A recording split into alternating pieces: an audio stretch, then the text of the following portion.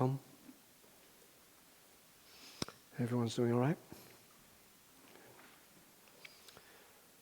So, we are continuing the Heart Sutra. Several of you weren't here for the earlier talks. They're all available online, so you can catch up that way. I want to just get to it.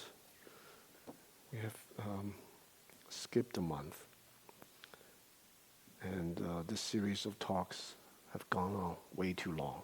So we spent a lot of time talking about the practical dimensions of the Heart Sutra, how to embody the teachings, how to make it applicable in daily life. And I spent a lot of time on different contemplations that the Heart Sutra details, well, the Heart Sutra mentions.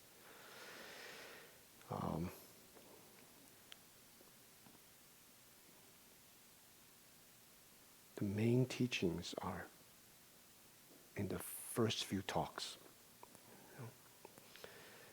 And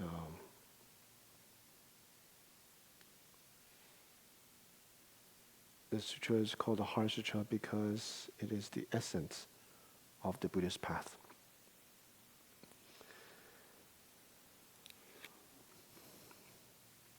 The essence of the Buddhist path is actually quite simple.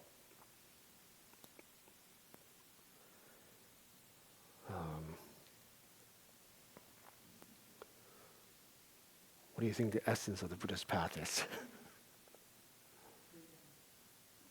Yeah, freedom.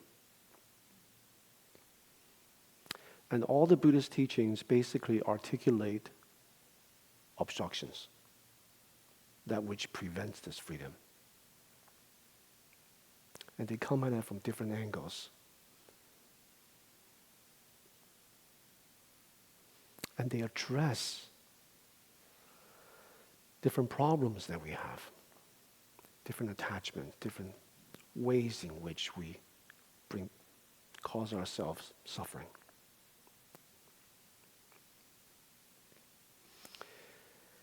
And after the Buddha's passing, people formulated different analytical framing of his teachings, elaborated on his teachings, made it quite complicated. The Buddha taught to specific people,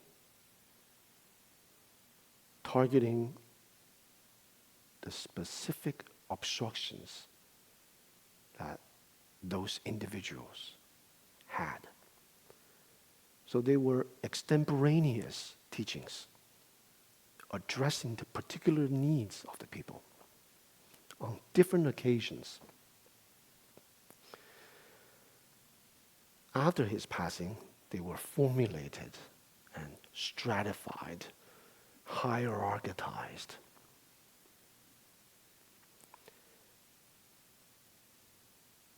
Chan, or Zen, points to the heart of the Buddha's teaching.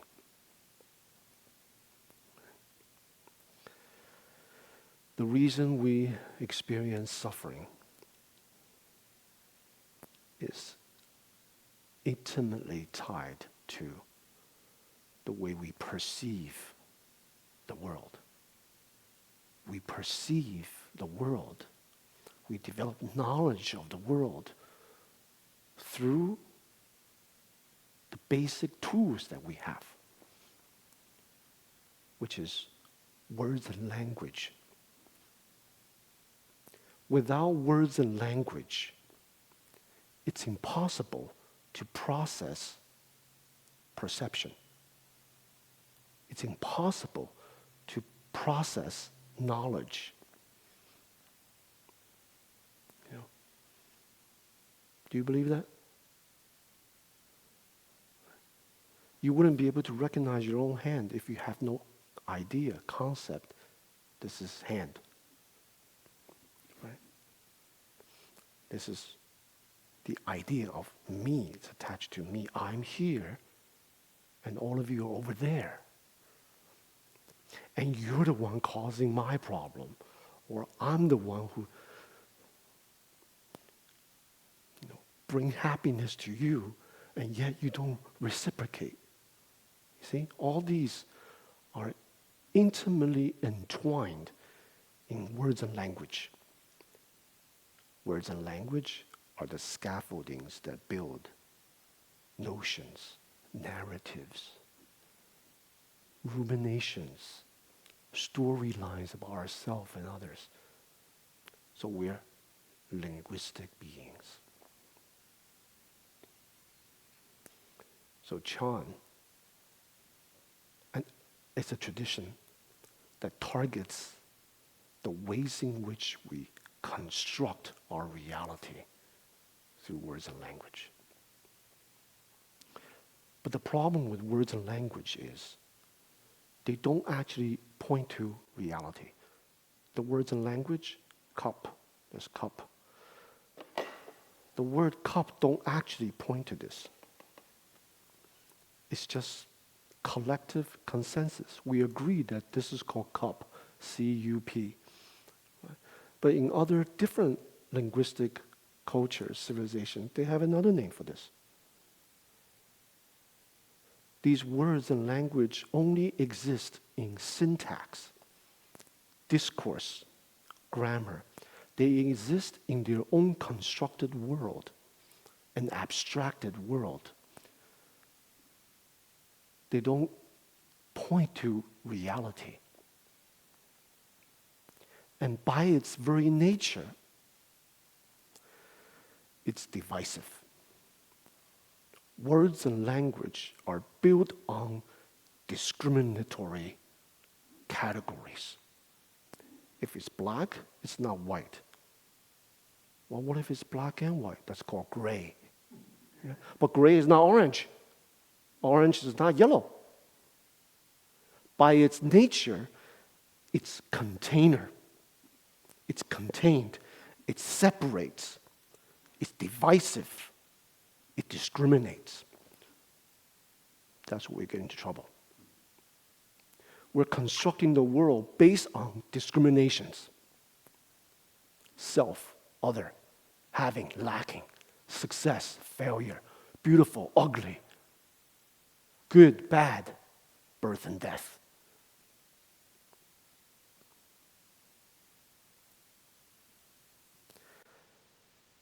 And most people are completely tethered, bound by words and language. There is no separation to how they feel. How they feel are generated by the words that they use to describe reality. This person is an enemy. Right? This person is a friend. So their feelings are completely bound up with the choices of labels and words. There is no separation between the constructed, abstracted,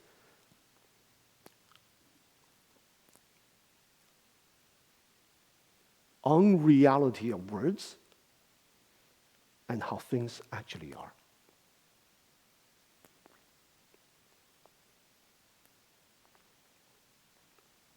So,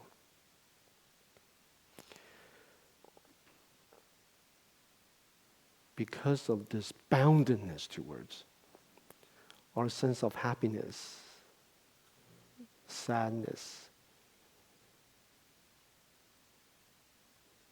are also completely tethered to the way we've learned, conditioned to compartmentalize people, discriminate between this and that, put events in containers, which has the illusion of order, control, right? When we can put the name on it, it gives the illusion that it's controllable. I understand now. We rationalize it through words and language without questioning the tools through which we rationalize It's completely flawed. Right? So the illusion of success, of well-being, of happiness is built on an empty foundation. Yeah. And our sense of well-being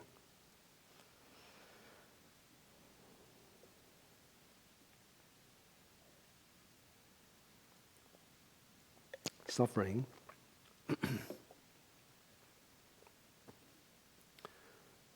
in this world of chaos, of instability, continual change.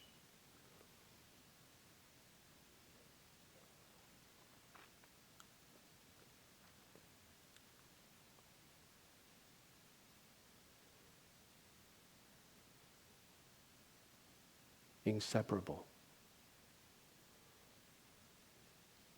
from the overlays to reality. So we can't distinguish between our overlays of reality and the actual reality. Do you understand? Do you follow so far? Actual reality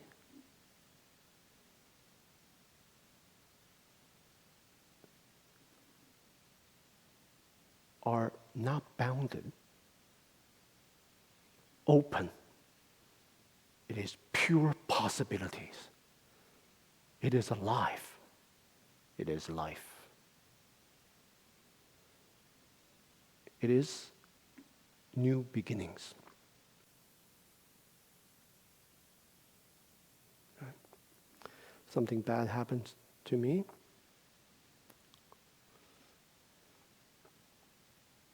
I label it as trauma, obstruction, suffering. Then that's what I experience.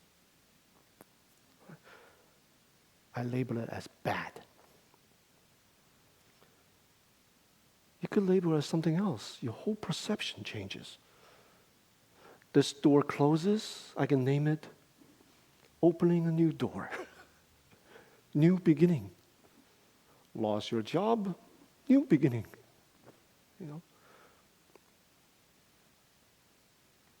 New possibilities. Difficulties can become opportunity. Reality is not fixed. It is not controlled by higher being.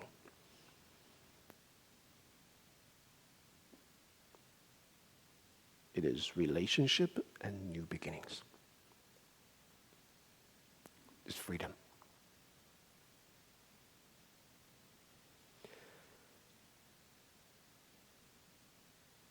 So the Buddha Dharma is easy in the sense that the core teaching is freedom. The difficult part is all the ways in which we have tethered ourselves to our own conditioning mind, ideas. That's where the difficulties lie. Our attachment and identity with our own narratives of ourselves and the world. And the dualistic ways, the oppositional ways we live out our life. That's the difficult part. The less tethered you are to these notions and ideas and constructs, the easier it is for you to navigate life, to practice the Dharma. So there are technical terms. The Heart Sutra talks about emptiness. Right? It's not vacuity.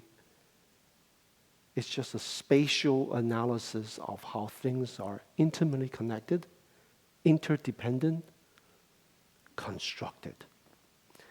Cup is made up of non-cup. There's metal, this one's plastic, there's a designer for it, and then there's manufacturer who produce it. There are all these different conditions made up this cup. Right? So this cup is about relationship. continual use. I've had this cup.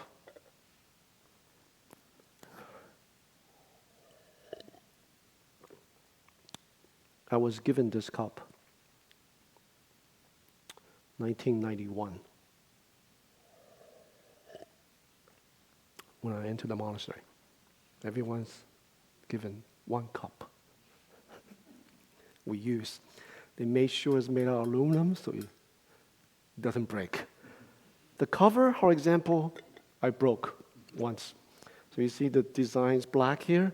It's supposed to be black cover. I broke it. But this cup, the cup doesn't break. Things break down. They change. And this one almost broke once. It's a chip here.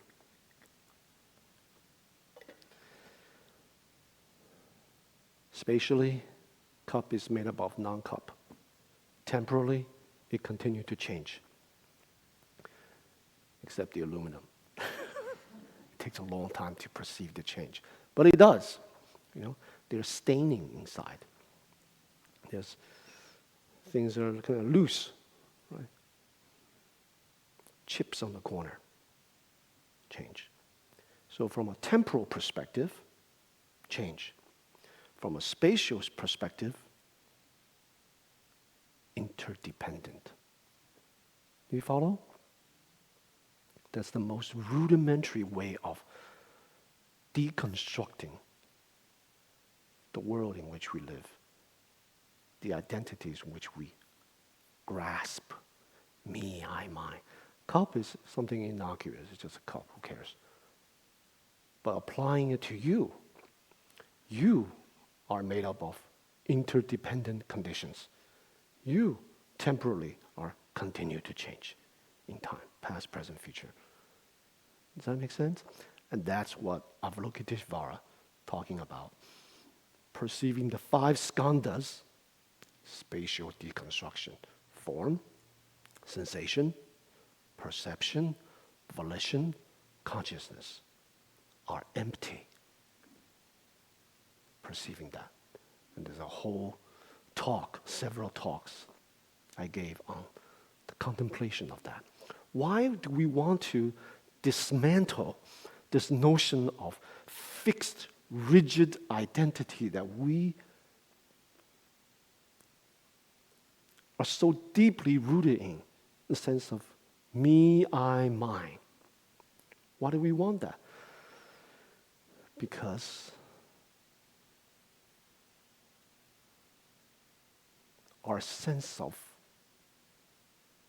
habitual pattern of selfing creates othering. And it causes suffering.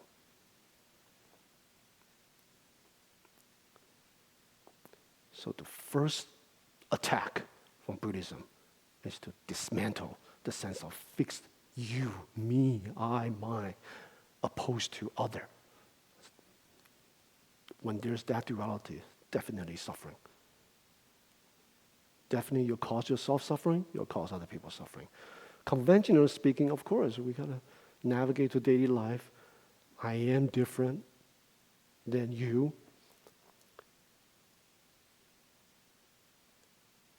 These ideas, these notions, and their utility are meant to, just like words and language, they themselves are not problematic. They're designed to help us to navigate through life. But when we fixate on them, we create enemies based on words and language, then we have a problem.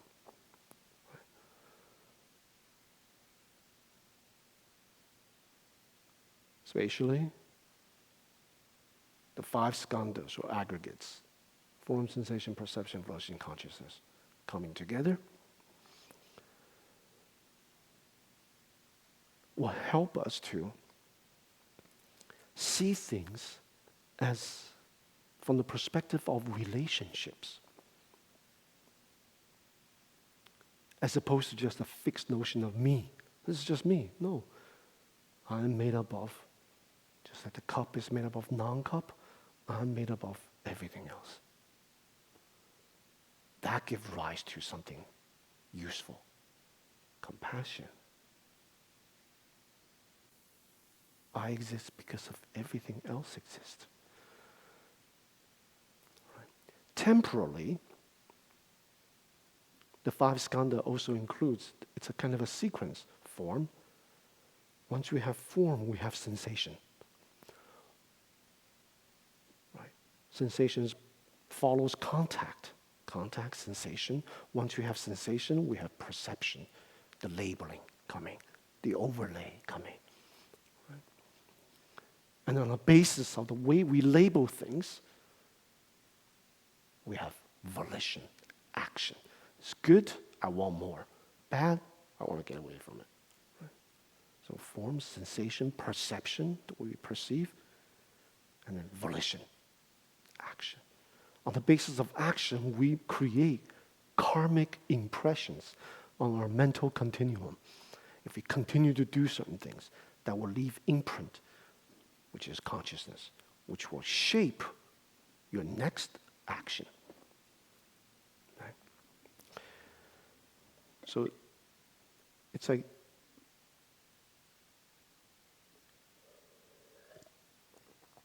karma just means action. When we continue to engage in certain karma, we are prone to, we are shaping ourselves towards that event. Right? If you practice wandering thoughts, scatteredness, distraction, then we're prone to distraction. If we practice selfing, othering, then we're prone to discrimination. Right? And it deepens the tie, the rope that tether us to words and language, discrimination and so on. So, to disentangle that, that's the purpose of the teaching of the five skandhas. After the Buddha talked about the five skandhas are empty, next line is thereby transcending all suffering. Yeah. So, spatially, temporally, seeing that we are relationships. We are, that's spatial. We are new beginnings, which is temporal, means change. Every moment is a new beginning. You transcend suffering. Suffering comes from grasping, reification, solidification, rigidity of something. That's suffering. Wanting this to be other than what it is. Right? So. And then he started to talk about form, the relationship between form and emptiness, and a whole host of other Buddhist teachings. These teachings were originally given as ways to contemplate, ways to dismantle our grasping. But they've been solidified after the Buddha passed away. So the Heart Sutra reverts back to the original spirit of the Buddhist teaching by dismantling the Buddhist teachings themselves. Right? After it dismantles the teaching of the five skandhas, I just got done talking about we are made up of five skandhas. The text says there's no five skandhas. Right? Why? Because we can hijack anything and make it into an object of attachment. We can hijack the Buddhist teaching themselves. And what follows the five skandhas next is, in this emptiness, voidness of all phenomenal reality, dharmas, there's no birth, there's no death, which means there's no beginning or end. That's another polarity. There's no birthing. There's no ceasing, extinction. There's no pure, impure. There's no increase or decrease. Why does it need to do that? Because people engage in the Dharma practice. I gotta get rid of this, my vexations, and I gotta get wisdom so I can liberate myself, experience nirvana, so I get rid of samsara. Get rid of suffering and to experience liberation. I don't have it. I lack it. Therefore, I have to gain it. Right? The ending of this leads to the beginning of that. That's another problem.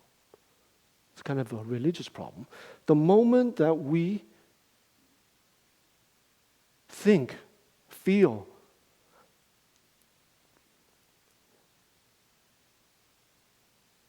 aspire to realization, to awakening, right? Spiritual insight, when we aspire to that, simultaneously we deny ourselves to it. I want to be awakened. That means you're not awakened now. As long as you think in terms of these polarities, you're stuck. It's like a dog chasing its own tail. See? But the message, the Buddha's message is, you're already free. You only need to let go of that which binds you. The key to that, from Chan perspective, words and language. It runs so deep in us. This is the ways in which we understand, we experience everything. And we've mistaken our learned overlays with the actual reality of the world.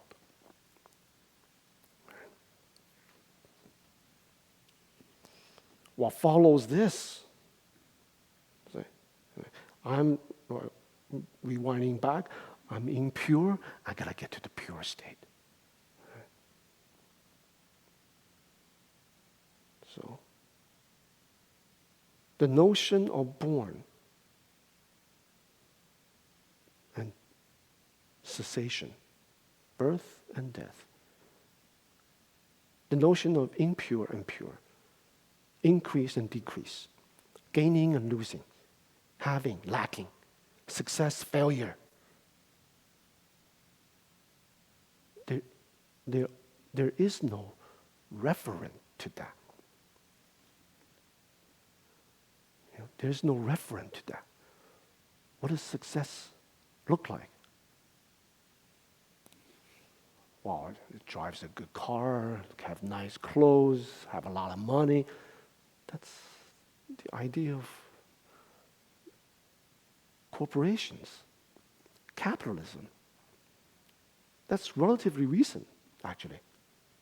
A few hundred years. So what do people think before that?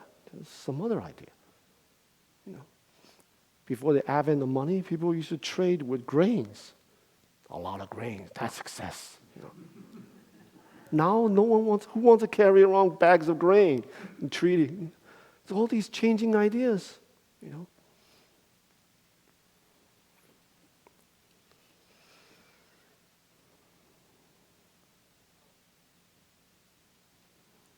With a lot of grains, a lot of money, comes worry. You have to protect the grains. You got to protect the money. And the middleman is designed, called banks. I can give you a piece of paper, say you have this much, just give me the money, the gold that you actually have. Right?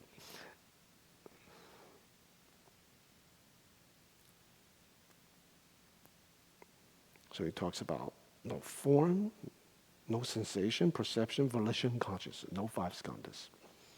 Right?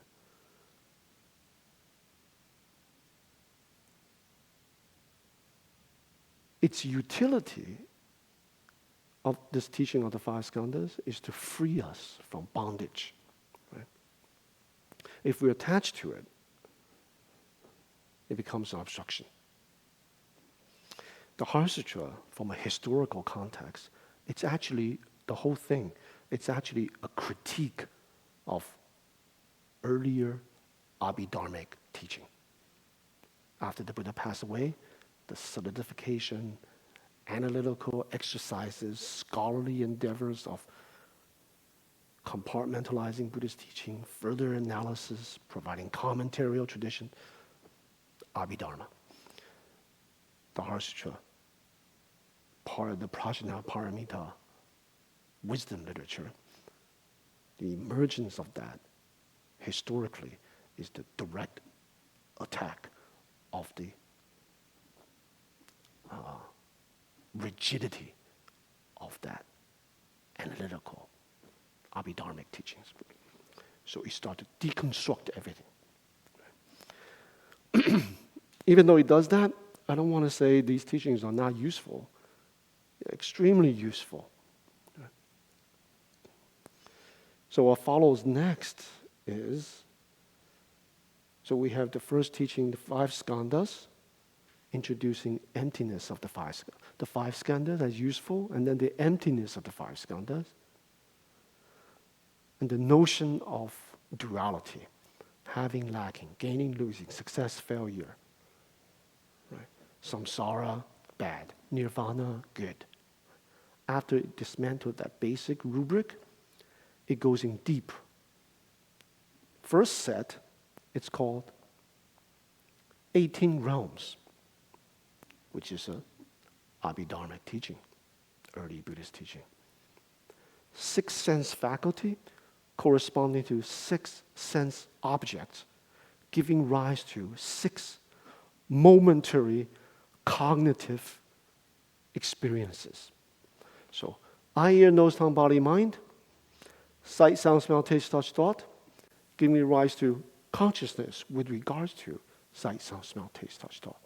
6 times 3, 18. 18 realms. In other words, the Buddhist diagnosis, this is another way to deconstruct the rigid idea of me, I, mine. Right? First, 5 skandhas, aggregates. Right? Now, 18 realms. This is a further elaboration from a spatial perspective. Right? Eye, ear, nose, tongue, body, mind, sense organs. From the Buddhist perspective, mind is an organ. Right? Sight, sound, smell, taste, touch, thought, the corresponding objects of these faculties, giving rise to moment to moment to moment cognitive experiences with regard to the 6th sense faculty and objects. In other words, it's a tripartite relationship. It's different than the Western Cartesian notion of body versus mind. And the mind is in this shell of the body, somewhere here. We don't know where, but somewhere here, right? From the Buddhist perspective, it's a tripartite experience. It's body, mind. Mind arises only in contact with the external environment. So it's socially, politically, environmentally constructed. 6th sense organ come in contact with the world. So it bypasses this notion of body versus mind duality. It introduces a third leg element, the environment. Does that make sense? So we are, in other words, all connected, interrelated. We are here, you are here because of the environment, because of your sense faculties, intimately. and because your sense organs. If your sense organs is defective, for example, you're born blind, right? So your eye organ doesn't correspond to sight. What happens with the other organs? The other organs replaces the eyesight, becomes more keen. Other neural pathways start to formulate, strengthening your hearing, strengthening your touch, to construct a reality that replaces what might be seen as sight. It doesn't matter what's defective. The 6 times 3, 18 realms, it may be different than actually looking at someone. Your vision may be constructed through hearing, through touching. But still, the 18 realms are present. You see? So, that's a spatial analysis. That's why the text says,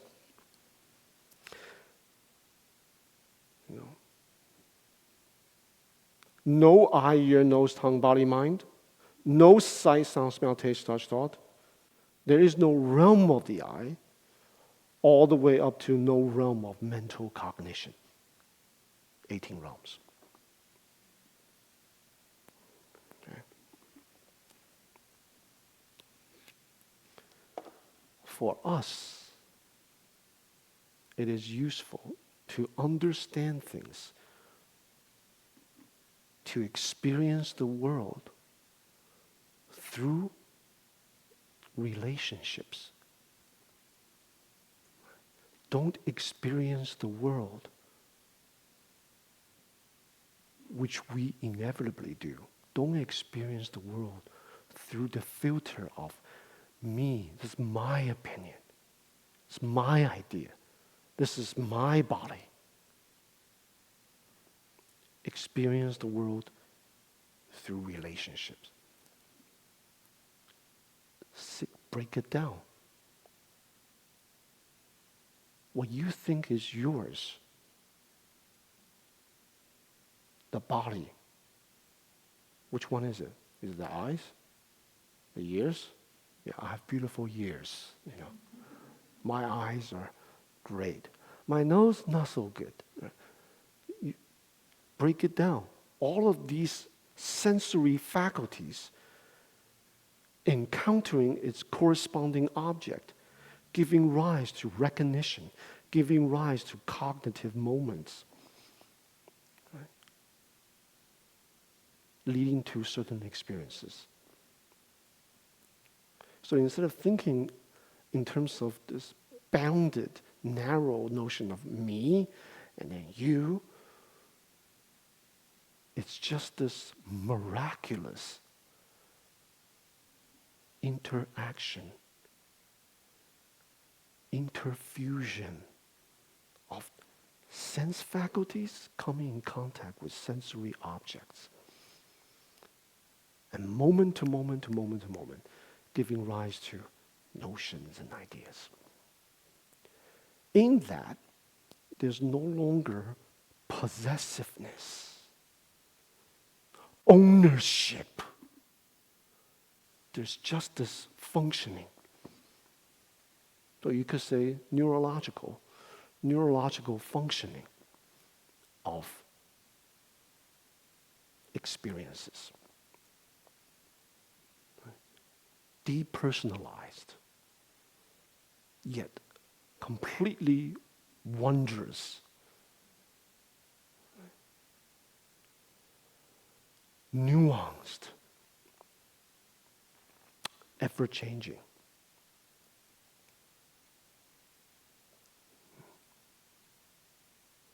One condition changes, 6 sense organs, 6 sense objects.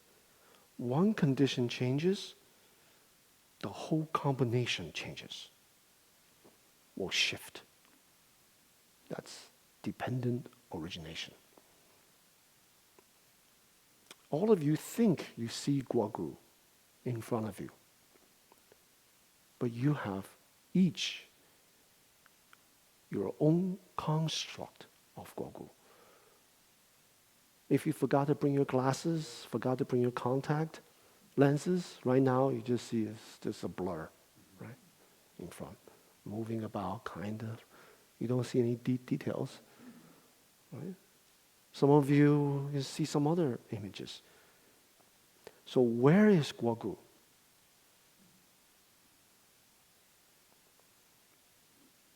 Am I out here or am I in there?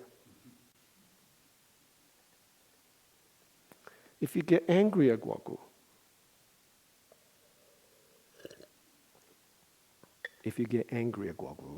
or you, I don't know, thankful for guogu, which guogu is that? If you're thankful, some other people, they hate guogu. Right? For people that hate guogu, there's other people that love guogu. Nothing to do with me. It's you. Where is guogu?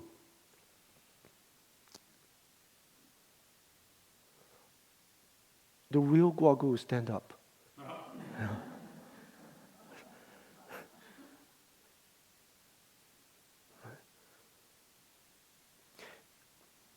Your skull holding your brain has never contacted the external world. It's just synaptic firings, neurological signals, electrical signals. So you think you're seeing guogu, but it's simulated through your neurological synaptic firing. You see this. So it's guogu inside you. And if you're angry with guogu, you're just angry with yourself. It's like when we are angry with someone, it just means that we don't like what we're seeing, for example. It doesn't gel with my values. That's why I don't like this. Do you see it? It's wonderful. It's not wonderful that you get angry, but it's just miraculous. We're angry with someone because it doesn't gel with your value of things.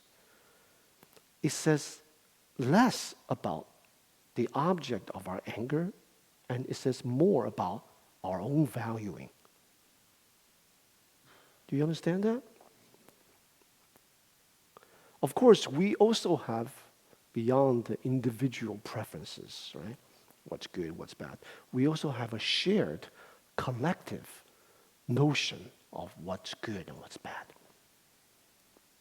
You know, sensibility that we've learned, culturally conditioned. Right? But that's still just an extension of selfing to now the whole group, the community, the tribe. Is still a form of selfing. Right? If you go to a fine dining restaurant and you bring chopsticks to eat, everyone's using forks. That's not good. It's not allowed. Right? We eat with forks and knives. Right? Or you go to a Chinese restaurant, you bring your own forks and knives. Everyone's like, we eat with sticks. What are you talking about? These two sticks are... Chinese people do everything with the sticks. They can cook with the sticks, the chopstick, just longer version. They can pick up anything with sticks. 2 sticks with twinkling the finger. A little grain of rice, they can pick it up. Very accurately, precise. You know? Forks can't do that. Right? Spoon, this is a big thing, glob or something. Right? Which one is good? Which one is bad? Notion of good and bad. You're angry with someone. You're happy with someone. your shared collective conditioned value. So,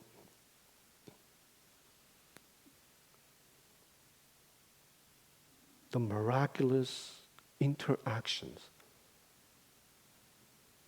of the sixth sense faculty coming in contact with sixth sense object functions wondrously without ownership, without possession. You don't need a fixed notion of self in order to function in the world. Based on your conditioning, your sensibility, cultivated throughout your life, you have a shared repertoire of ideas and knowledge. You use that to help you to navigate through the world.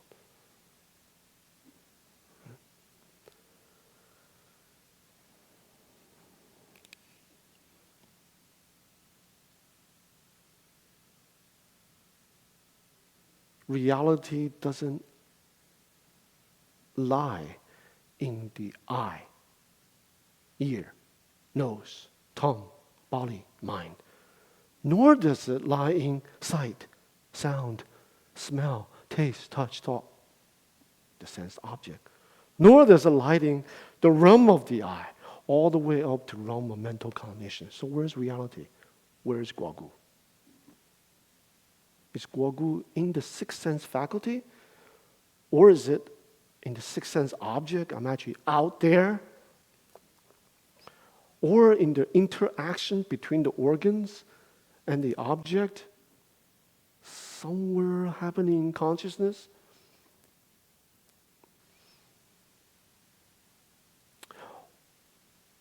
It doesn't exist there too. If it truly exists in consciousness, then it should be independently existing without sensory organs or sensory object. It should exist in consciousness. But in this tripartite experience, it's nowhere, everywhere. Doesn't require ownership. It doesn't need to be possessed. It doesn't need to be defined.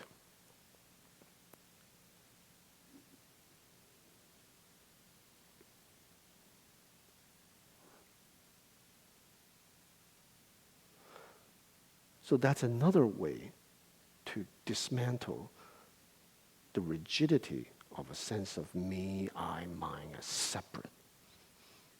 It's interconnected. It exists in relationships, you can say. Guogu only exists in relationship. Right? You can't pinpoint it to, like this cup. Where is the location of this cup? Is it in the cap? Is the cup defined by the emptiness, space inside? Is it the shape? Right? Does it exist just in the notion cupness? It's in my mind. Right? It exists through relationship when things come together. It also ceases through relationships.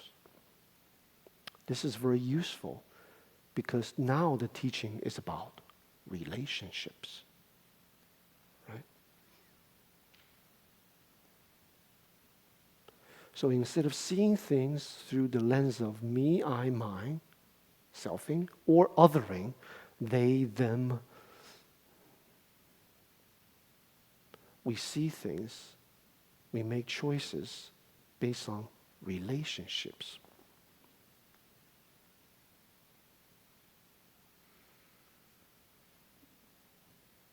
Right?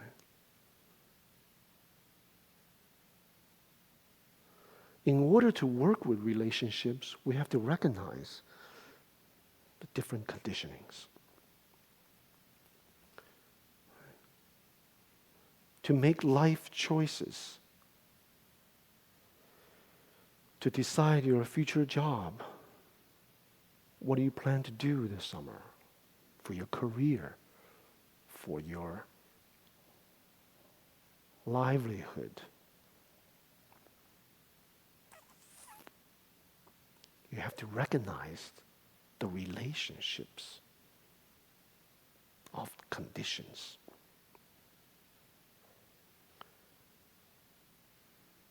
Recognize.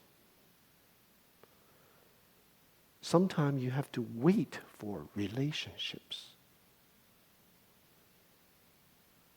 Sometimes you have to adapt to relationships. Things change. Sometimes you have to create relationships. Does that make sense? So remember this. The usefulness of this teaching, spatially analyzed in this tripartite relationship of organs, faculties, objects, and corresponding cognitive conscious moments. Right? Interdependent.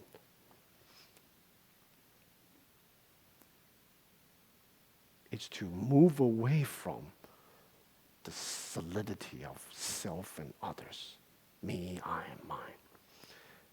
Instead, is to recognize the dependence, the mutuality of relationships. And in order to navigate life, we have to recognize relationships, learn to recognize conditions, learn to adapt to conditions, relationships, learn to wait for conditions, and learn to create the conditions and relationships. This whole world is based on relationships from a spatial perspective. If you want to be healthy,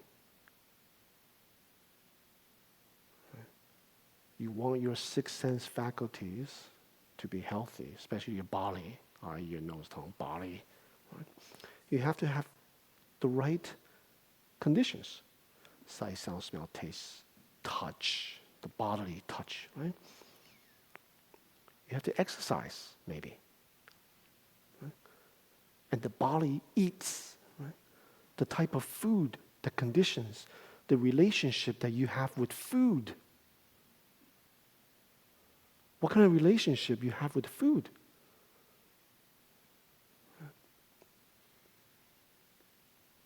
Right? Recognize, adapt, wait, and create.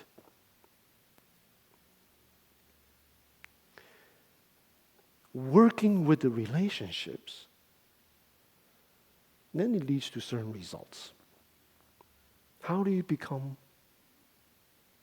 healthier?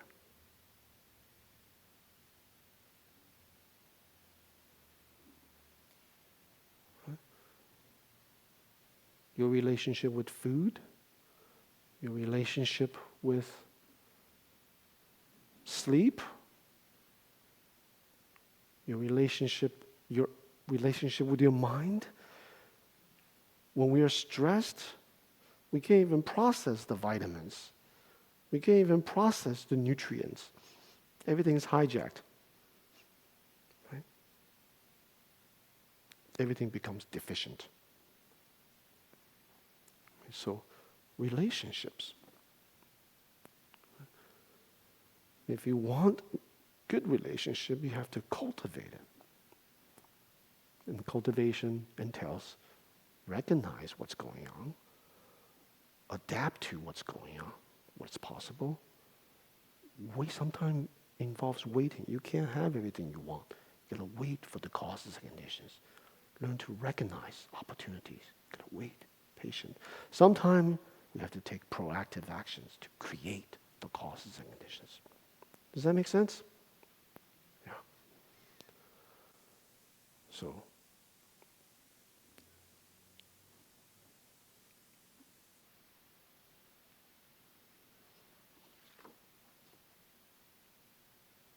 We do that because there is no fixed you.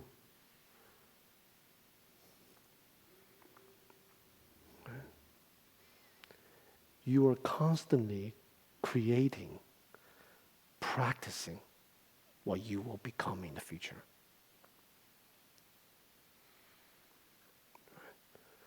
You're constantly practicing it. So you have to be careful what you're practicing. You know?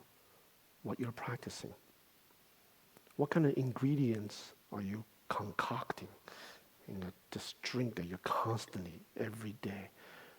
Just put a little bit of stress, a lot of salt, put it and just drink it every day, and then you get sick. Right? So,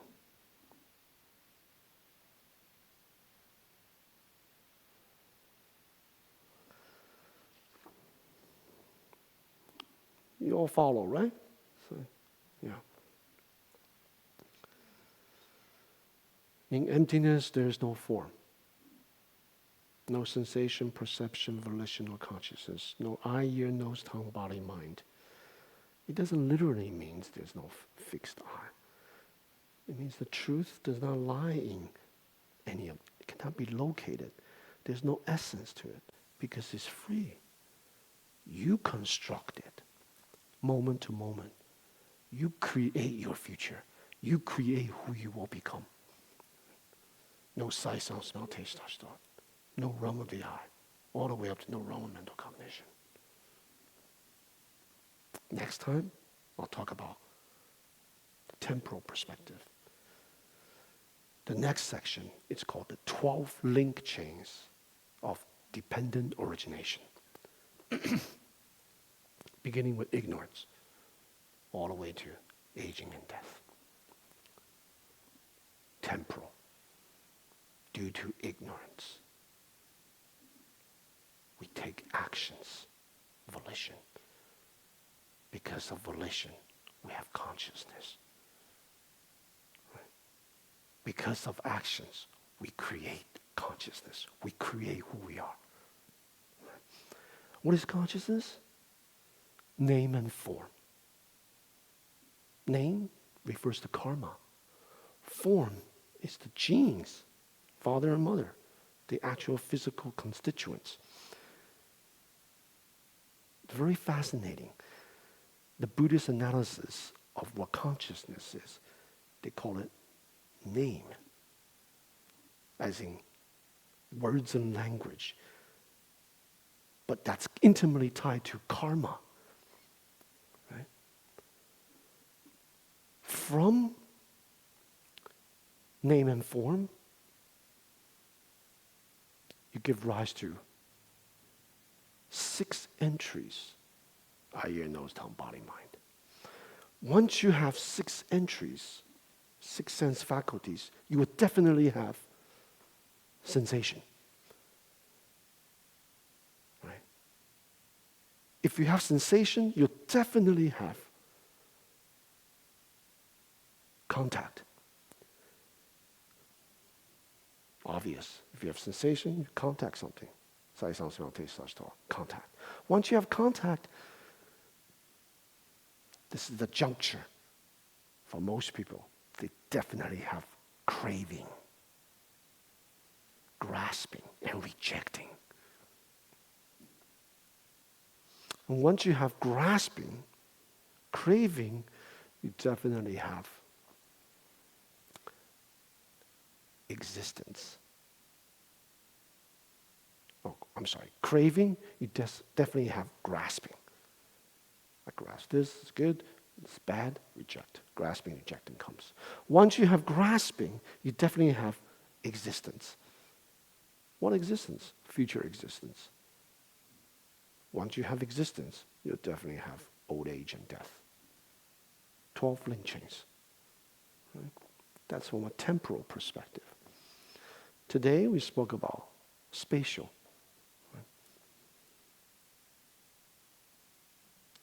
The key word is relationships. of different conditions.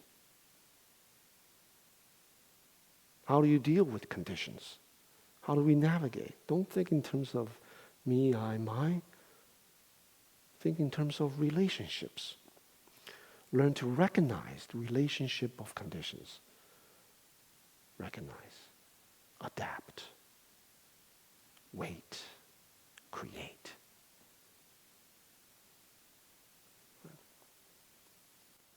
Any questions?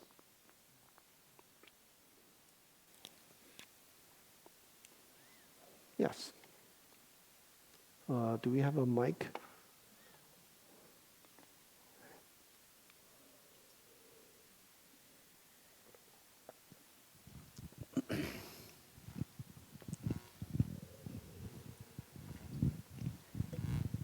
So, what would you say are emotions? If perhaps they have some cognitive, some mental form to You mean them. what are emotions? Yeah, they have some physiology, so we feel something, and then we also make sense of them in our heads. So Yeah.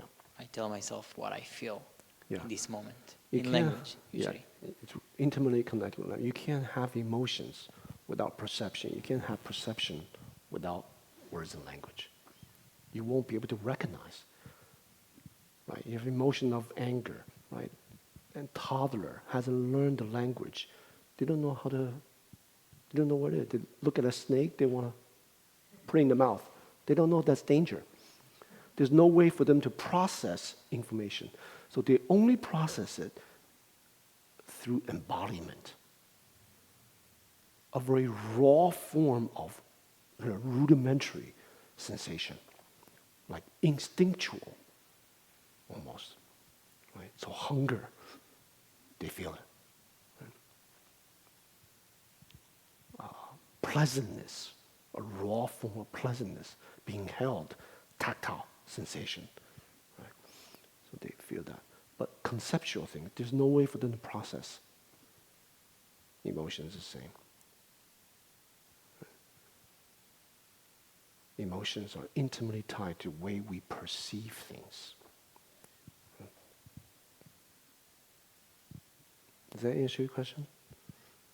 Yeah. All kinds of emotions.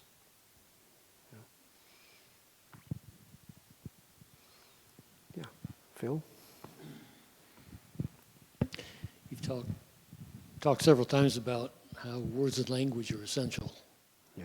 the building of all this, but that seems to conflict with something I've heard you say before, where in preparation for meditation, sitting, you would say there's no past, there's no future, there's no words or language. Yeah.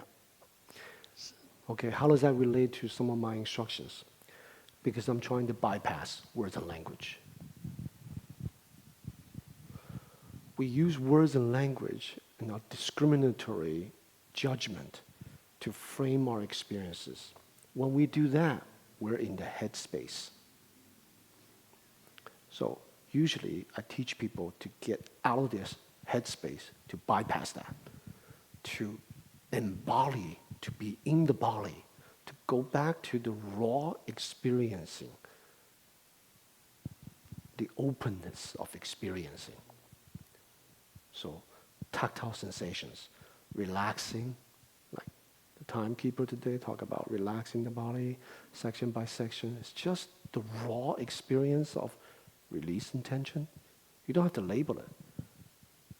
Right? The difference is like this.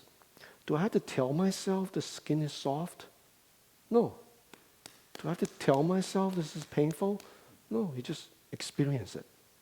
Learn to be in the body, section by section, relaxing. Don't dwell on the past. Don't project into the future. Allow the mind to be free from the clutter of words and language so that it rests in the present moment, embodied, grounded, relaxing. No conflict. Once the body is relaxed, the positive chemicals, neurological, in the sympathetic nervous system, the parasympathetic nervous system will set in. So the positive chemicals of serotonin, dopamine will start to flushing because you feel relaxed and grounded. You don't need words. Everything functions without words. You don't need it to name it. You just embody it. Then that's the foundation. Relaxing, grounding. And then we use a method to concentrate. And the method that I teach, usually as a foundational level, it's also non-conceptual. I don't usually teach counting the breath, 1 to 10, 1 to 10, conceptual. What I teach is tactile sensations. Just experiencing. Cool, warm, shallow, deep, heavy, light, coarse, not coarse. One nostril is clear, another one is clogged. Whatever you're experiencing, just embodiment.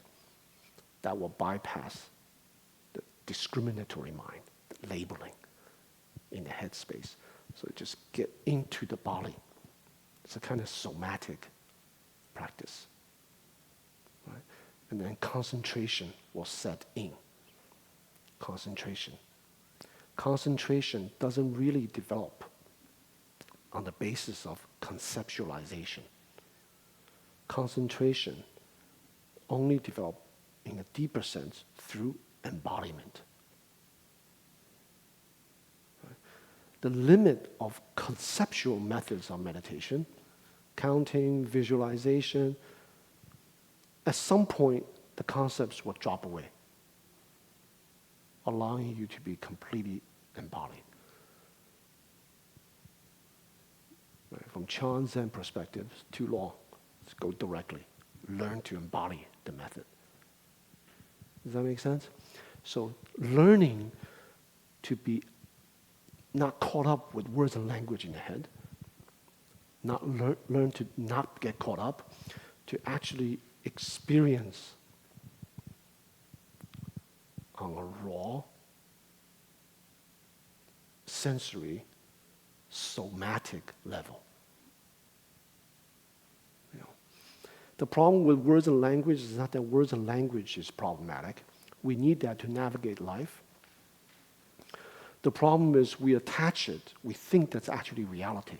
That's the problem. It's just our overlay, cup. It doesn't actually refer to this. It's just our consensus. This is called a cup. When we are too caught up in that, that creates problem. Right? The other thing with language is it hijacks other sensory experiences. Most people just live in the head. They're totally disembodied, so they don't know how they actually feel. It's all here.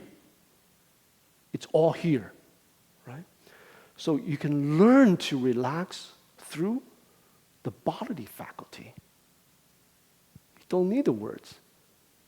Directly accessing relaxation. Does that make sense?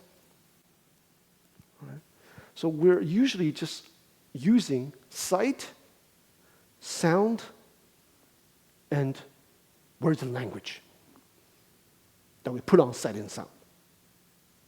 Of course, the other sensory. Smell, good aroma, it's putrid, right? These labels.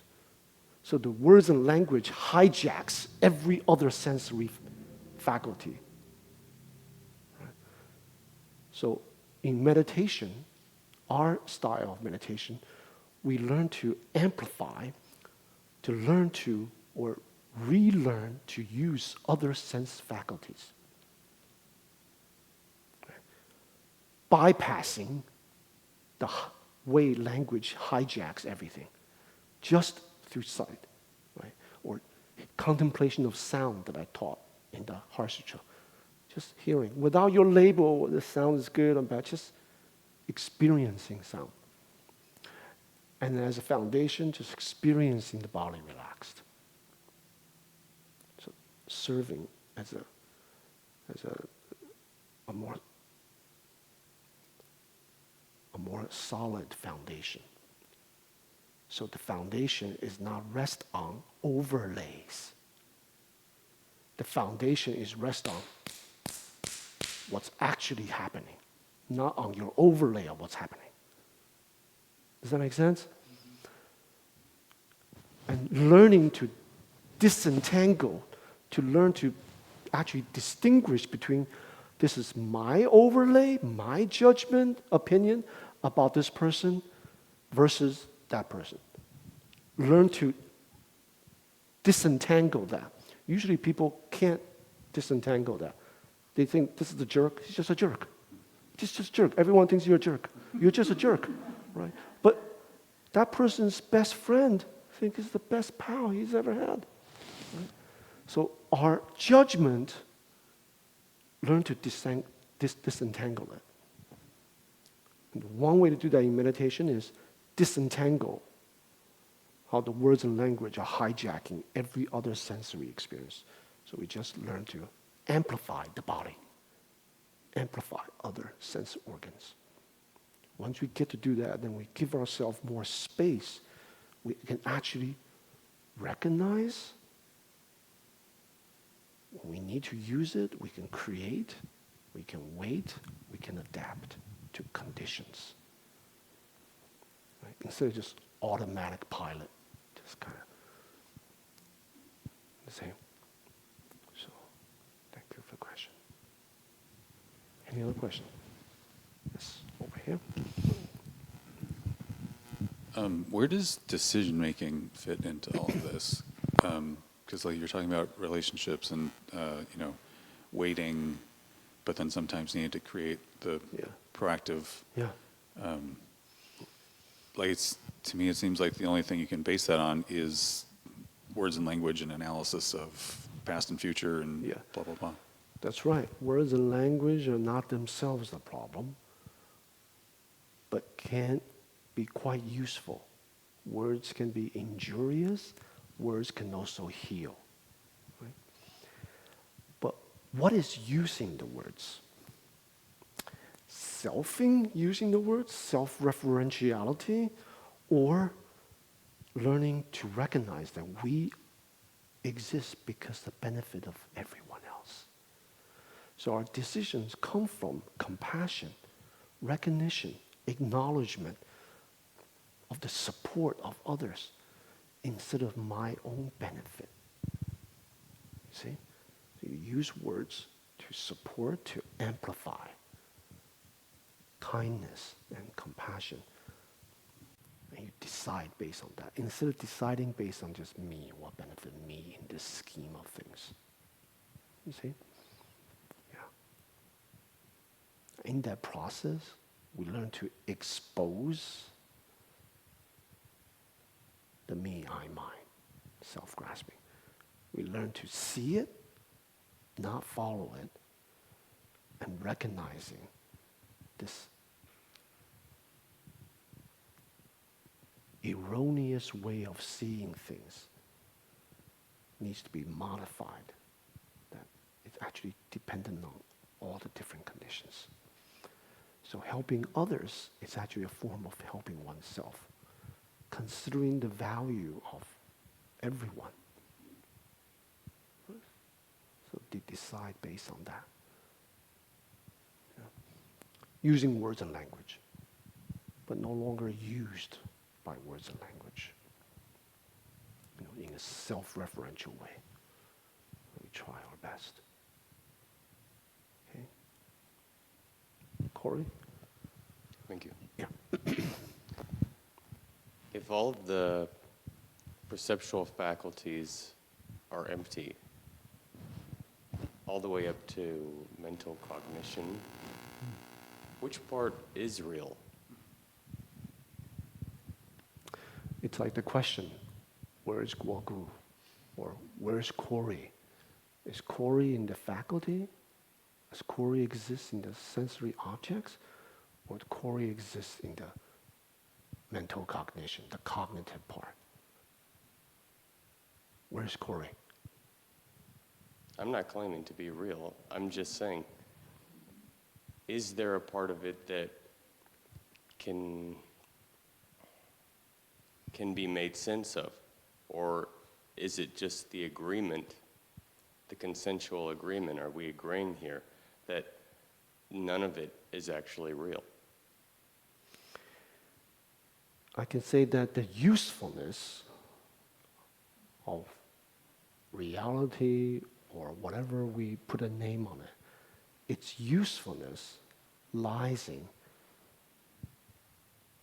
if a decision is made based on relationships, interrelationships, recognizing all the different conditions. That's where reality is. Okay. The abstract question deserves an abstract answer. Okay, I'll accept. The other question I had was if the difficulty lies in words and language, does that mean that if we strive to be more, for lack of a better words, an idiot, would that be to our benefit in terms of suffering? Difficulty lies in our identity with words and language. Words and language, as I said, is not the actual problem. We needed to navigate through life. But if it's hijacked by sense of me, I, mine, to use the language, then that's suffering. If liberation lies in just getting rid of words and language, it'll be very simple. You don't need to meditate. All of you just line up. I take a hammer, crack you over the head. You go into a coma, and then liberation. You know. No mental activity. That's not liberation. Right? So the Buddha is extremely intelligent. He spoke for 40 years, teaching, walking to different regions of India, sharing, skillfully helping people to realize awakening. That takes words and language. Skillfully, what that person actually need, say it at the right time. Adapting to conditions, creating the circumstances, and then give a teaching. So words and language is not a problem. Our attachment to it, our identity to it. See, inability to distinguish between words and language and the actual experiencing. Right? That's a big problem. Right? Like, one country thinks that this country is just our enemy, the label, enemy. Why? Because we like their natural resources. We want to take over. Selfing. That's a problem. Right? So the decisions that come out of that can't be good, leads to more suffering. The political ideologues who go into war, they're not actually on the battlefield. It's the poor soldiers who are dying. They're resting in their nice comfort zone. Yeah, so go, take over, add more ammunition, kill more. You see? So people are dying based on self-referential wants, craving, desires. The little pawns, we're the one who's kind of suffering. Right? So these ideologues, whether it's individual, we make decisions, or as a country, as a nation, or one tribe against another, as long as the self, not individual, collective included, when the self is present, selfing is present, bound to be suffering. It hijacks everything. It uses language. Those are terrorists, right? We're the innocent. Meanwhile, we train them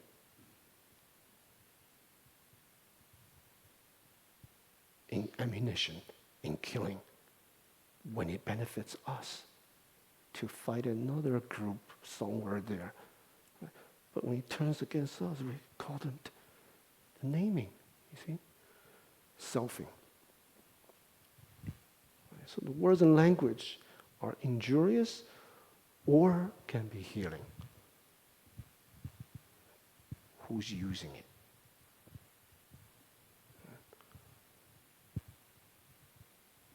But it comes to practice, your question. We are so tethered to our words and language, we have to, as an expedient means for the time being, learn to disentangle it. To learn to not listen to the voice. You're doing a good job. You suck. You know? You're the worst thing to happen. Oh, you're great. I'm not good enough. I feel inadequate. All these narratives. Learn to disentangle from reality. Don't listen to the words and language. Don't listen to your judgment. Learn to embody the moment as opposed to your idea of the moment. So meditation practice, don't listen to wandering thoughts. And don't listen to your feelings. How can that be? All of us are trained to listen to your feelings. Danger. What if your feeling is, it's boring here. I have better things to do. Right? And you get up and you leave and you're like a puppet on strings. You feel good and then you do something. If you don't feel good, you have actually no autonomy. Whatever comings and goings of feelings, which is shaping your perception, you're just like a leaf blowing the wind left and right. So the leaf needs to learn to just, this metaphor is not going anywhere. Just drop, just go down, Instead of flying, the wind can blow this way, just go down. It doesn't work with gravity, but do you know what I'm saying? Like practice, not follow this. Give yourself a lot of space in which you don't deny it either. Allow it to come, allow it to go. You don't need to be defined by words. Nothing defines you. You're not defined by your feelings. You're not defined by the containers that you label yourself or other people. None of it defines you. Who are you? You're free. Then you can make use of words and language. You first have to not listen to it. See? And there will be a point in which they don't even arise. You're just somatically embodied experiencing freshness of moment to moment to moment to moment, clear. No words, no language. Is that the final result? No. That's a process too. You see? That takes training. Because decades of our living have conditioned us a certain way. You can't read about it to awakening. You can't rationalize to awakening. You're still governed by words and language. You have to have the actual practice to back it up.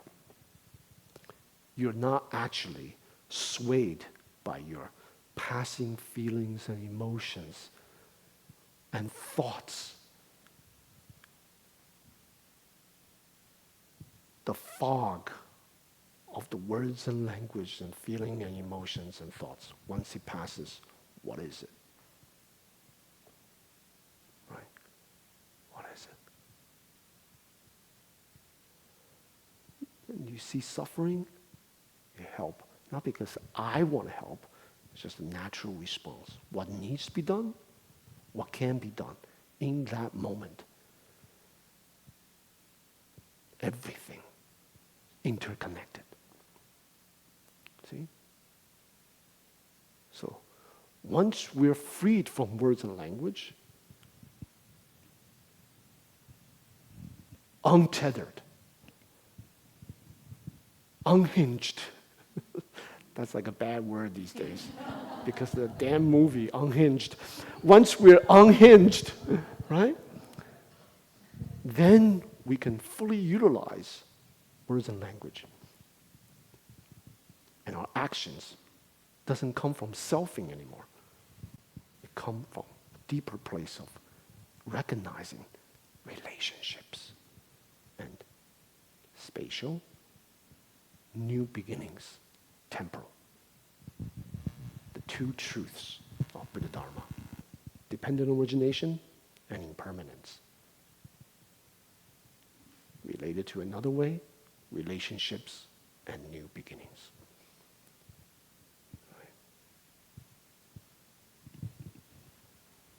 Okay?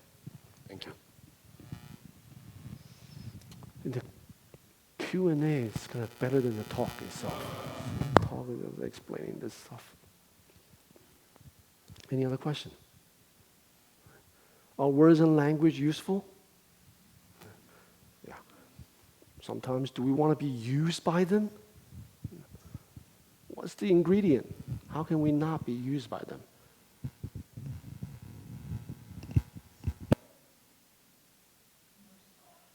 Yeah, we make sure self is not hijacking everything. How do we do that? Aware. Aware.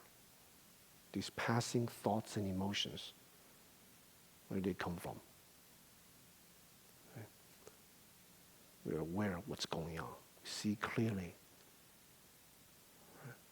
And we learn, cultivate ways to recognize the relatedness, relationship with everyone. We exist because of everyone. That's directly counter to our selfing, othering. When we learn not to think that way, we think systemically. We think in terms of interrelationships. Right? And we recognize change, new beginnings. We be aware of the way in which we label people and things and ourselves. Right? Obstacles or maybe opportunity. One door closes, it's closed. It's actually a new beginning. Flexible. Okay. It's useful. Yeah. All this is, the Buddha Dharma is meant to be practiced, so we have to practice it. We can't just listen to the talk and it sounds good, sounds reasonable, and you feel good, and then we're back to the old ways. We have to practice, see things systemically in terms of interrelations. Be aware of selfing, othering. Be aware of the way it hijacks the way we label things, the way we build stories about ourselves and other people. Right? Be aware. Learn not to be trapped in those containers. Right? Because there are other ways to see things. Right? Free yourself from different containers.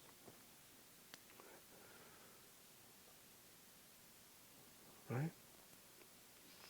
You're so much more than whatever container, whatever label you put yourself as. So much more. For the time being, it may have some utility. It may give you space to